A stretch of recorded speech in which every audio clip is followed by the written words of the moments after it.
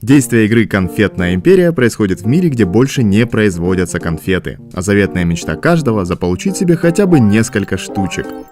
В Empire City развернулась нешуточная борьба за конфетный бизнес, участниками которой и станут игроки. Вашей победной целью будет, умело используя свойства персонажей, заработать конфет больше остальных. Подготовка.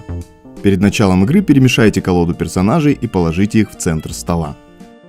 Обратите внимание, что если вы играете вдвоем, то некоторые карточки в игре не участвуют. Нужно положить в колоду столько карточек каждого вида, сколько указано около значка. Однако при желании можно играть вдвоем и полной колодой карт. Затем положите верхнюю карту в сброс в закрытую, или 2 карты, если вы играете вдвоем. Раздайте каждому игроку по 3 карточки персонажей в закрытую. Можно начинать игру. Место перед игроком называется его империей. В процессе игры вы будете разыгрывать и выкладывать карточки сюда, в империю, или в сброс. Все карты в игре представляют собой персонажей, чьи названия обозначены сверху карты. Цвет фона карточки указывает на комбинацию, в которой может участвовать персонаж. Если в процессе игры вы подберете такому персонажу его пару, то такая комбинация принесет вам дополнительные очки. Также на карте могут быть обозначены очки, которые приносит или отнимает этот персонаж. Большинство персонажей имеют способности. Они могут быть как обязательными, так и используемыми по желанию игрока. Процесс игры. Игрок, который последним съел конфету, ходит первым. В свой ход можно совершить одно из 3 действий. Разыграть карточку из руки в свою империю или в сброс. При этом вы можете выбрать, применять ли способность персонажа. Или вы можете сбросить карту с руки, чтобы защитить одну из карт в своей империи, чтобы на нее нельзя было воздействовать способностями других персонажей до конца игры.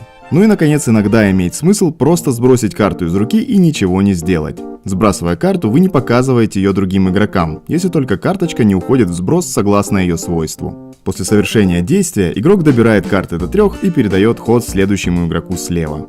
Всего в руке у вас не может быть больше 3 карт на конец хода. Если по какой-то причине у вас оказалось больше 3 карт, то нужно замешать случайные карточки из руки в колоду, так чтобы в руке осталось 3. Если в колоде закончились карты, то новые брать не надо. Игра идет до тех пор, когда нужно передать ход, а у следующего игрока нет карточек на руке. Считаем конфеты. Нужно сложить и отнять все конфеты на карточках персонажей в своей империи. Затем посчитайте конфеты за свойства персонажей. Сделать это проще простого. Если в вашей империи есть скупщик, добавьте 2 конфеты за каждого конфетного вора и отнимашу.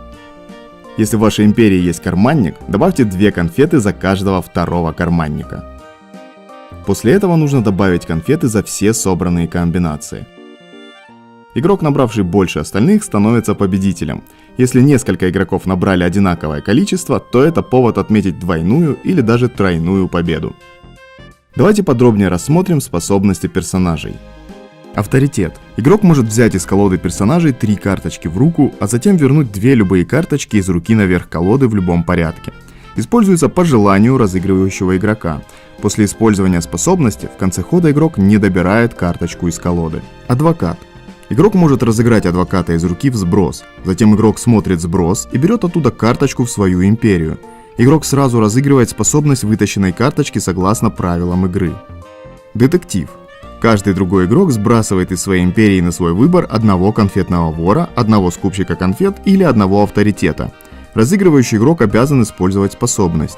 Если у другого игрока нет необходимых карточек, на него способность не срабатывает. Карманник. При подсчете конфет каждые 2 карманника в империи игрока дают еще 2 конфеты. Конфетный вор. Игрок может разыграть конфетного вора из руки в сброс и забрать любую карточку из империи другого игрока в свою империю. Используется по желанию разыгрывающего игрока. Способность забранной карточки не применяется. Наемник. Игрок может сбросить из империи любого игрока любую карточку в сброс, кроме похитителя. Используется по желанию разыгрывающего игрока.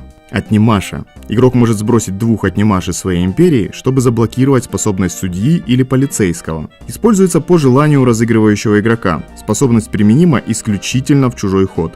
Способность не распространяется на хитрого полицейского. Полицейский. Игрок может забрать из империи любого другого игрока одного карманника или одну отнимашу в свою империю. Используется по желанию разыгрывающего игрока. Способность забранной карточки не применяется. Похититель. Игрок называет любого персонажа. Все карточки этого персонажа сбрасываются из всех империй. Разыгрывать их в Империи или забирать из сброса нельзя. Их можно сбрасывать из руки для защиты других карт. Разыгрывающий игрок обязан использовать способность. Нельзя использовать способность, если у кого-то из игроков нет карточек на руках. Скупщик конфет. При подсчете конфет дает 2 конфеты за каждую отнимашу или конфетного вора в Империи игрока. Если у игрока несколько скупщиков конфет, эта способность срабатывает только у одного из них. Конфеты приносит только один. Судья. Игрок меняется всеми карточками из руки с другим игроком. Игрок, у которого оказалось на руках 2 карточки, сразу же добирает 3-ю. Разыгрывающий игрок обязан использовать эту способность. Способность не используется, если не хватит карточек для добора из колоды. Торгаш не обладает способностями, зато обладает хорошим запасом конфет. Хитрый полицейский. Игрок забирает к себе в Империю из сброса всех имеющихся там на данный момент отнимаш.